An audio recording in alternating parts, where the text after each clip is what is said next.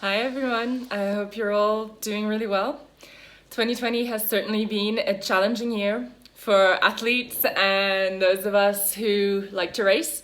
And it's also affected the Extreme Triathlon World Tour, which is the racing that I love to do and that's very close to my heart. A few months ago now, we got the news that, among others, the Swissman Extreme Triathlon will be postponed and held in 2021.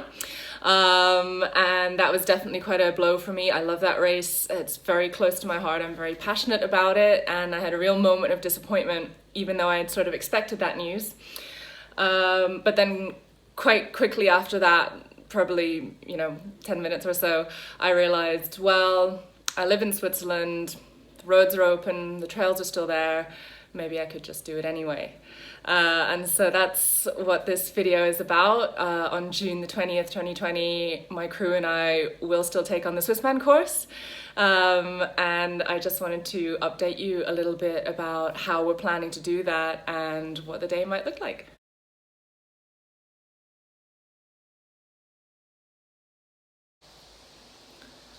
So we are going to do the Swissman course on the day that it was scheduled for in 2020, so that's Saturday, June the 20th.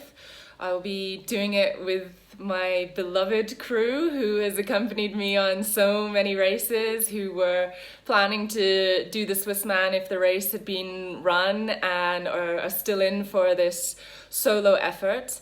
And essentially we're going to follow the Swissman course as exactly as we can. So we will do the bike course exactly the same as it's always been run. We will do the same run course, finishing on Kleine Scheidegg. Roads are open, all the access points for meeting your crew on the bike are still possible. There's not really any places where you mean to meet your crew on the run because you can have someone with you. During Swissman, I'll talk a little bit more about that later. And then obviously we can all meet in Grindelwald Grund before we do the final climb up to Kleine Scheidegg. So the bike and run portions of the race will look exactly the same. What we are going to do differently is the swim. So in Swissman, you take a little ferry out to an island 4 kilometers away from the shore, the Bleisago Islands, and then you swim right back. And there's a number of reasons why I'm just not going to do that. First of all, because that ferry isn't going to be running. All our plans for some kind of small boat out to the island seemed a little bit questionable. And I just don't believe that it's safe to have a solo athlete swimming in the middle of a lake 3 or 4 kilometers away from the shore when it's still dark. So what we're going to do is, as happened in Swissman last year when the swim had to be shortened due to a storm, we're just going to do the swim along the coast. I honestly don't know yet if it's going to be the full 4 kilometers. I hope that it will be, but there's not that many spots where you can safely get into the water 4 kilometers away from Ascona. We've been looking at it on Google Earth and trying to find the best options. It might be that the swim is just going to be shorter. I'm going to have to get out of the water at a different point, so that might add a little bit of distance afterwards, but I really can't say that the swim is definitely going to be 4 kilometers. So that's certainly going to be different to a typical race under ideal conditions. It doesn't bother me too much. I think it's in the nature of triathlon, and certainly in extreme triathlon, that you just have to go with the conditions. Still going to do a swim. We'll find some way to do it. The exact distance, I'm not going to measure it. We will try and get something that's roughly 4 kilometers or just under an hour long, and do the best we can. But that's certainly something that, for safety reasons and logistic reasons, is going to be different to the typical Swissman course.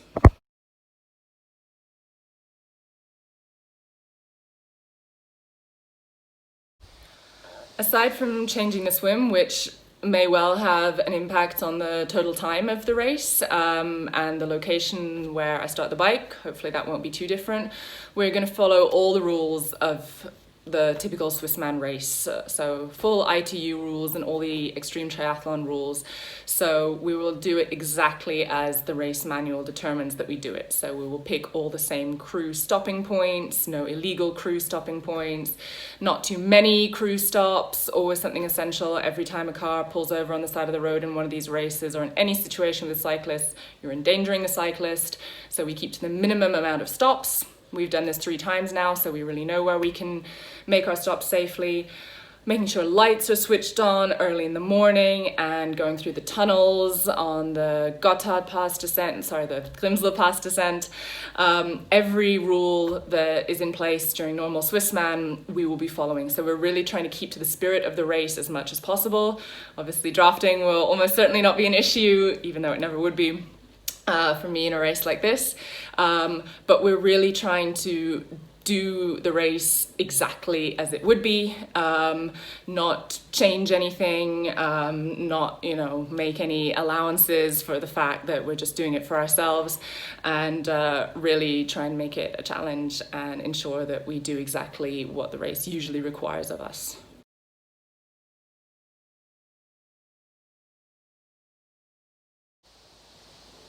No, I will not take it easy. I think that it's very difficult to say how an effort like this is going to feel when you're trying to mimic a race and it's not a race. Typically, I've really enjoyed competitive situations that have a timed start. So you send an athlete off every 30 seconds, and so the race dynamic is very different, and you're really kind of just focused on your own effort because you have no idea how someone who started 10 minutes behind you is doing. You can't really look at where people on the course in relation to each other, so you just focus on yourself. I really enjoy that, and so for me it's absolutely no problem to push quite hard, even when I can't see competitors around me. Having said that, I think that in a race that's a competitive scenario, when you do have someone pass you or you can see someone ahead of you, that certainly gives you a little bit of an extra kick, an extra fuel. And obviously I think you're going to push a lot harder when there's a position or place or podium on the line, and that's just not going to be the case this year. So I'm certainly not intending to take this easy and stop at every crew point to have an ice cream and look at the view or anything like that. That's not really my style. Obviously, this is not really a race, so I'm definitely not going to push into a great amount of pain that would risk an injury or anything like that, but I'm certainly going to try and put in a very solid effort. My training over the last few months has really been excellent, and I just want to get out there and use it on this course that I love and really enjoy.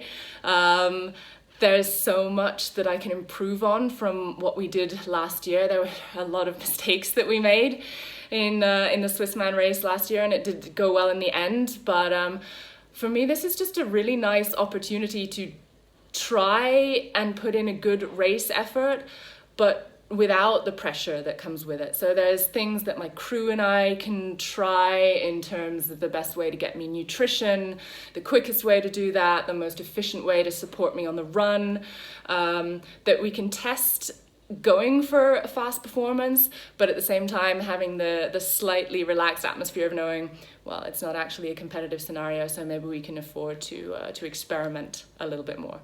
But I will definitely not be taking it easy.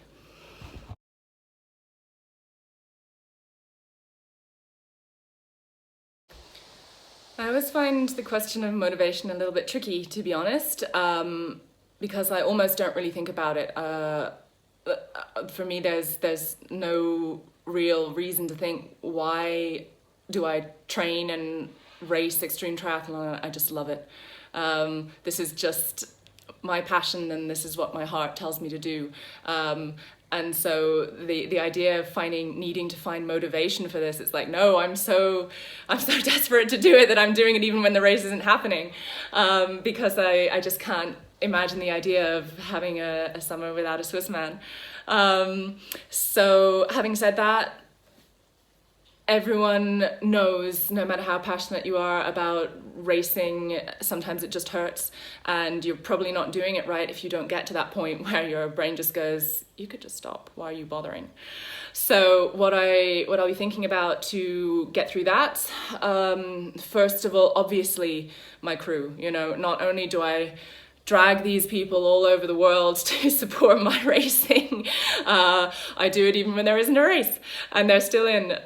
So that's an enormous motivating factor. Those people who are there with me, always in a good mood, just doing everything to make my day go better. You cannot ever let those people down. I know obviously my family as well, and so many people that I know who will be following along and just cheering on this slightly crazy endeavor. And finally, well, there's also the fact that I have been training well, as I said, and I'd just like to see what I can do on a long day out. But the final decision that I made together with my crew is that we're going to set up a live Instagram feed during the day as I go along, and we would like to invite people to donate to a charity while I'm doing this, which partly I think will be something that gives me a little bit of an extra push, and also partly it was just important for me that this has a little bit of purpose and maybe can have a slight positive impact other than just being entertainment for myself and something that I enjoy doing. So in the days before the race, we're going to announce what charity that is and give you all the details of how you can contribute if you choose to, or maybe there's another cause that you feel you would like to donate to in line with this project. But I certainly won't be kind of taking it easy on myself when I know that there's something like that on the line. And so that will be another source of motivation for me.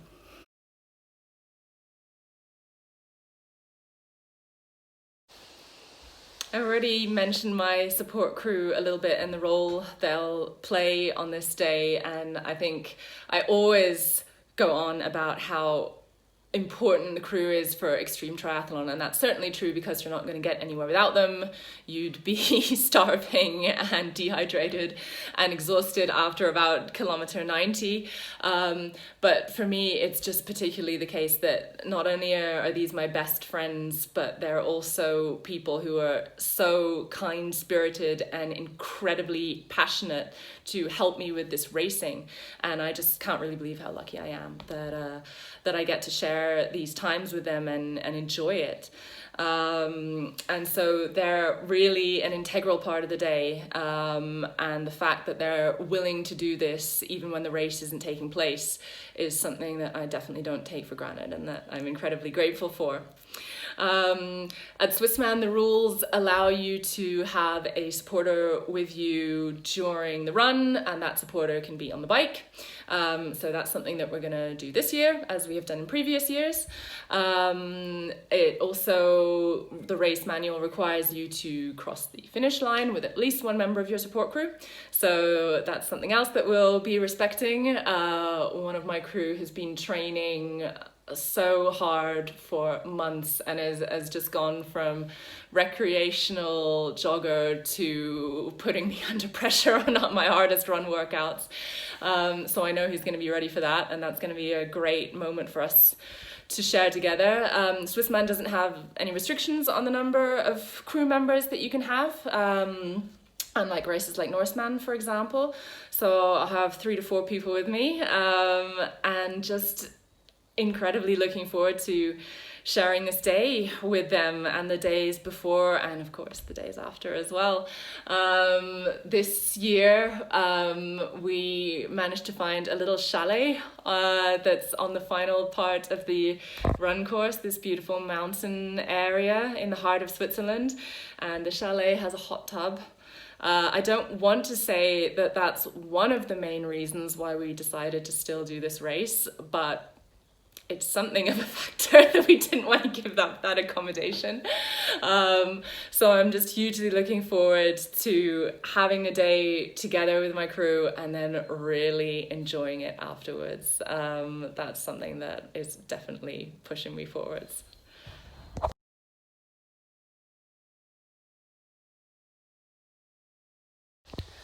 As I said, we will be live streaming the day, June 20th.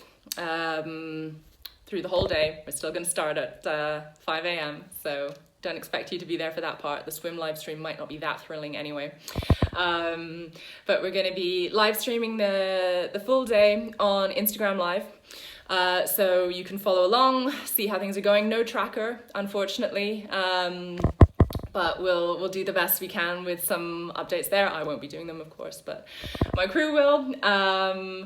And that's partly just so that we can keep you updated on how the day is going, partly so that if you choose to make a donation to the charity you'd like to support, then I can kind of get a little bit of feedback on that in real time as well, which would be a really special experience for me, and I think a really unique thing to do in this context that wouldn't be possible normally. But if you have any questions about how we're organizing this day, how I generally plan for an extreme triathlon, all the gear I'm going to be using, nutrition, the way I strategize. I'm not really sure I have a strategy, but I can try and come up with something. Everything that goes into planning an endeavor like this, then please just let me know. You can contact me on Instagram or leave a message here. And we're certainly very happy to make another video talking about that, maybe asking my crew some questions about how they deal with the situation. I know they have a very different perspective on how the day goes compared to what I see of it. They really have to do the hard work. So just get in contact if there's questions that you have, and I would be really, really pleased to hear from you and to talk a little bit more about what we're going to do. So really looking forward to this. I would be very, very happy if you'd like to follow along a bit, and I hope that I get to see some of you at some real races in the very near future.